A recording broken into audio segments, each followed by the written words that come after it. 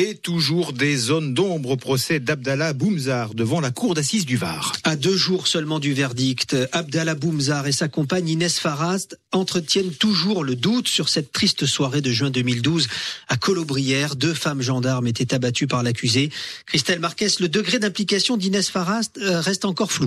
Des heures d'audition et pourtant toujours cette même question. Qui a frappé Alicia Champlon dans l'appartement du couple ? Tout au long de l'enquête, puis au début du procès, Abdallah Boumzar nie être l'auteur de ce coup qui assomme à moitié la gendarme pour finalement revendiquer le geste parce que ça paraît logique, dit-il. Surtout parce qu'il cherche à protéger son ex-compagne, la mère de son enfant, selon les parties civiles, mais aussi parce que je n'ai rien fait, maintient Inès Farat. Maître Prouzergue, en tout cas, l'avocat de la famille Berthaud n'en est pas convaincu. Je crois que si elle avait encore une chance de dire la vérité aux familles, puis la dire pour elle-même, c'était le moment ou jamais.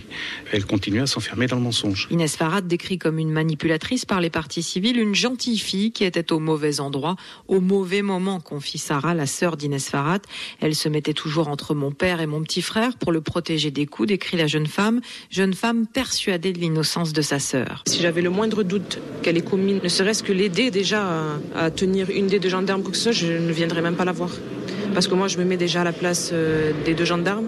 Je suis maman de 3 enfants. J'imagine pas mes enfants pouvoir vivre sans leur mère. Inès Farat, dont les gendarmes diront après son interpellation qu'elle n'a eu aucun mal à s'endormir dans la fourgonnette de gendarmerie juste après le drame. Christelle Marquez pour France Bleu Provence. Verdict attendu donc à Draguignan vendredi.